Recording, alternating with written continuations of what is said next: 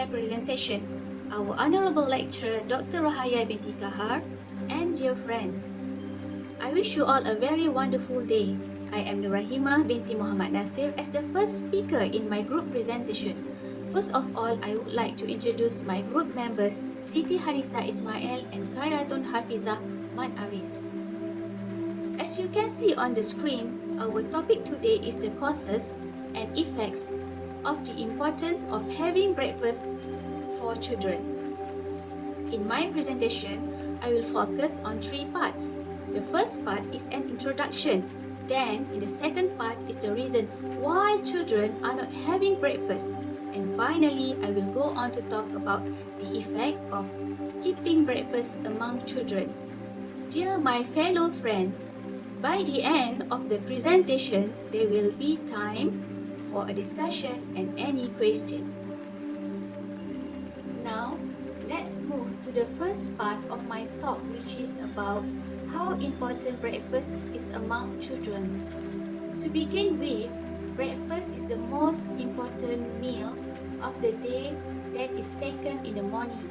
Breakfast is the first meal between 5 to 9 o'clock in the morning, or to break the fast from a long night's sleep with an empty stomachache. Everyone should eat breakfast, especially children, as it might give them the energy they need to perform activity productively. Furthermore, breakfast benefits for children can enhance brain health and lower disease risk. Despite the benefits of breakfast for health and well-being, many children often skip it for a variety of reasons. I will now go through the first cause that contributes to children skipping breakfast in the morning. Children often mention a lack of time and a lack of morning hunger as reason why they do not like to eat breakfast. Several things factor in this because of attitudes of the parents and children themselves. First, children skip breakfast in the morning due to parents' hectic routines. As in the case of working parents who arrive at work early, usually they do not have time to make breakfast for their children. Therefore, children have developed the habit of skipping breakfast as a result of this situation. Second, children skip breakfast because they are rushing to get to school. If the children eat in a rush, they will eat breakfast under stress. This causes children to eat small amounts or lose their appetite for breakfast. Third, another reason why children skip breakfast is their attitude about eating late at night. Children who eat late at night frequently skip breakfast since they do not feel hungry. Children go to bed late and wake up late, causing them no time to consume breakfast in the morning. Next, we move to the third part of my presentation. I will explain about the effects of not having breakfast. The first point of the effect is children who dislike breakfast will have problems with obesity. Children's obesity is a serious problem everywhere. Based on research, there will be 1.65 million overweight children in Malaysia by 2025. As evidence, Malaysia, with a record high obesity prevalence of 23.7% among children, has the highest percentage in the entire Asian area. This is a very worrying issue that has to be addressed. Children's weight gain will have a number of negative implications. Obesity can result in serious medical complications. Children will have illnesses including high blood pressure, high cholesterol, and diabetes just like adults. This should not happen to children. Parents are responsible for this and should not ignore it. Next, obesity is a condition that can affect mental health, like social issues. Children that are overweight will have problems making friends at a school or in public place because they feel lower. They will experience bullying from their peers and feel inferior. This may have psychological effects such as depression and problems with learning. As a final observation, in order to increase breakfast consumption, parents and family members need to take a more active role. They can also set an example for their children by eating breakfast each day. If parents are too busy, they can try making a simple and fast breakfast like cereal, egg bread, a sandwich, or just bread, whatever they choose. On top of that, parents should encourage children to prepare their own breakfast, as this will ensure that they consume the way they prefer. Lastly, thank you for listening to my presentation. I hope all of you are getting knowledgeable about how important breakfast is among children. I will now turn the following presentation over to my friend. Assalamualaikum warahmatullahi wabarakatuh and good morning to all my friends. My name is Siti Hanisa binti Ismail and I am a second year student of Bachelor of Education Islamic Studies. First thing first, I would like to thank to our lecturer, Dr. Rahaya binti Kahar, for giving this opportunity to our team to give this presentation. Also, I would like to thank to my team members who gave the presentation earlier.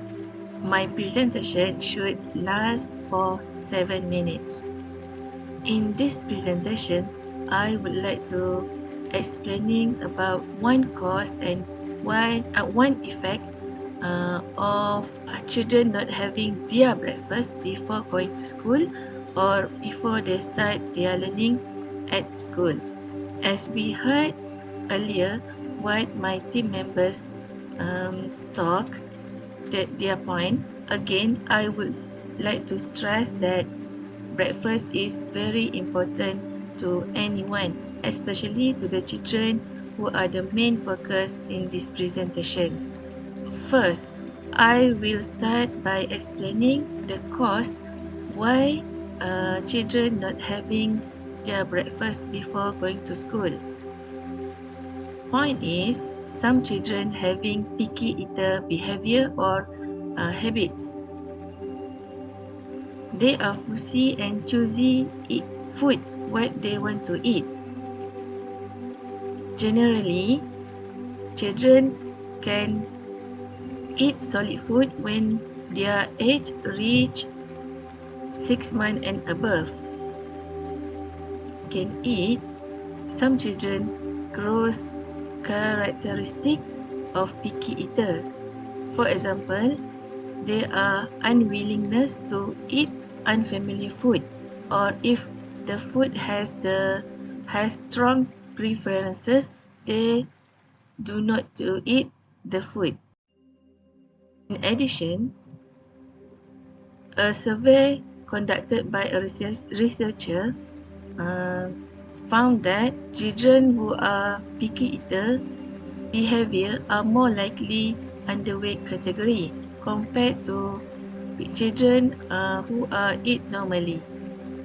To summarize this point, if the children have problem with the food, it doesn't mean we cannot just ignore them. Parents, we should be more creative in serving food. For example, preparing meal box for them in a creative decoration or colorful to attract them to eat or try to eat the food.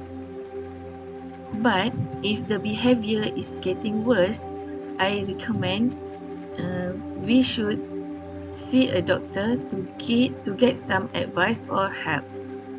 Now, let's move on to the next part of my presentation, which is I like to talk about what happened or the effect when the children are not having breakfast before going to school.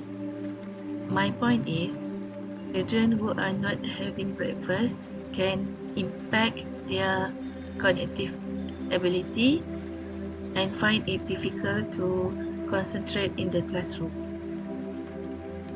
Breakfast can supply short-term energy, which can make us feel more energetic and stay active.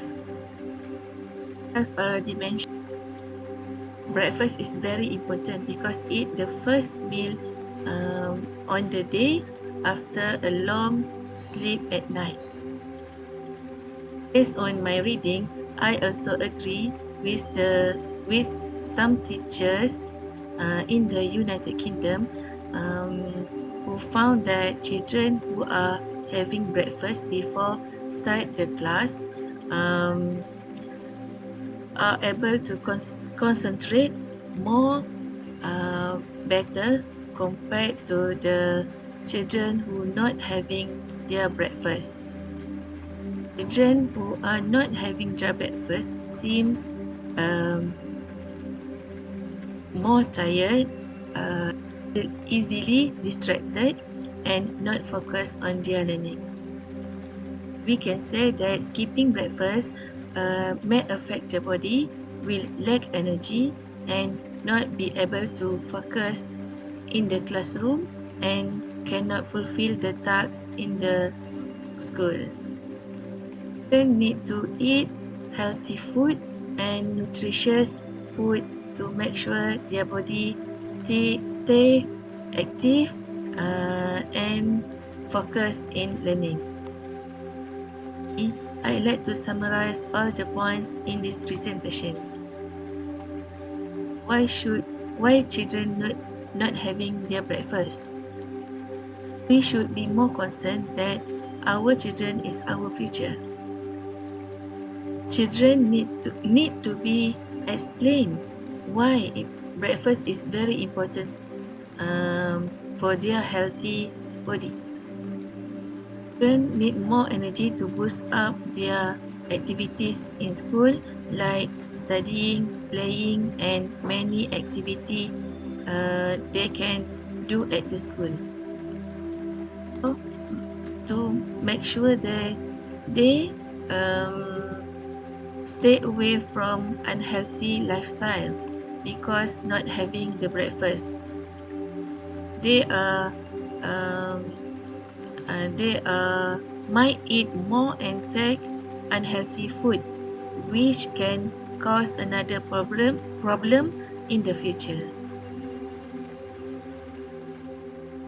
Thank you for lending me your ears and thank you for your attention.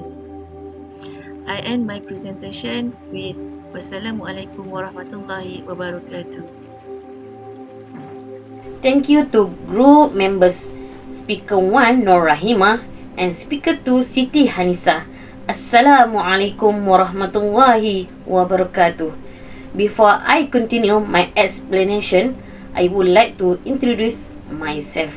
My name Khairiyatun Hafizah binti Ma'arif. I am a part-time student of UTM Space and the course of a Bachelor Education. I will give an explanation about the third cause why most children always do not eat breakfast. Okay, let's go. The third cause is that uncertainty about the nutrition. The tree nutrition can indeed be a source of uncertainty, especially because there are many factors that affect it. Some factors that can cause uncertainty about dietary nutrition include, for one, individual needs. Each person has different nutritional needs depending on age, gender, activity level, and other factors. This can cause uncertainty in determining the right diet. Number 2, various information. Information about nutrition is often varied and can be contradictory. Different sources of news and research can provide different views on what is healthy. Number 3, scientific charge. Nutritional research continue to develop and dietary recommendation can change over time. This can create uncertainty about what is not considered healthy. Number 4, various diet option. There are many different types of diet, such as vegetarian or low carb diet. This option can be confused and raise questions about whether the diet meets all nutritional needs. Number 5, personal health condition. Certain health conditions, such as food allergy or chronic disease, can make determining nutrition more complicated. To reduce uncertainty about dietary nutrition, it is recommended to consult with to reduce uncertainty about dietary nutrition. It is recommended to consult with a registered nutritionist or health professional who can provide personalized guidance based on your health needs and goal.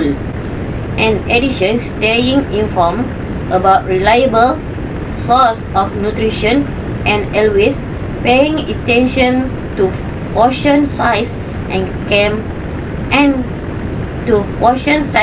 help reduce uncertainty in your food choice. In conclusion, parents need to give children breakfast to provide nutrients that contain enough energy to focus on learning, and important to consume a variety of food to ensure adequate nutrient intake and meet children's needs.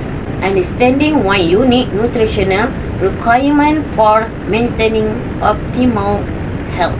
Without wasting any more time, I will proceed to the third effect of why most children do not eat breakfast. I will give an explanation about the third effect why most children always do not breakfast. Okay, let's go. The third effect is that poor nutrient intake in children can have significant and long-lasting effect on their growth, development and overall health. Number 1, growth impairment. Poor nutrition can cause stunted growth, resulting in shorter stature than expected for their age. Number 2, delay development. Inadequate nutrient can hinder cognitive development, affecting a child's ability to learn, concentrate, and perform well in school. Number 3, weak immune system. Inadequate intake of essential vitamins and minerals can affect the immune system, making children more susceptible to disease and infection. Number 4, lack of nutrient. Lack of certain nutrient can result in conditions such as anemia, lack of iron, rickets, lack of vitamin D and calcium, and scurvy, lack of vitamin C. Number 5, behavior and mood issues. Poor nutrition can contribute to behavior problem, irritability, and mood swing in children. Next, in conclusion, parent ensuring proper nutrient intake for children is very important for their overall health and development. Poor nutrient intake can cause growth and development problem, weaken the immune system, and increase the risk of chronic diseases. They promote optimal health in children. Before I finish my explanation, I hope you all can take note and learn that everyone will benefit. And lastly, I would like to thank you for focus this presentation. Thank you for you all, my friend, and thank you, my lecturer, Dr. Rohaya binti Kahar.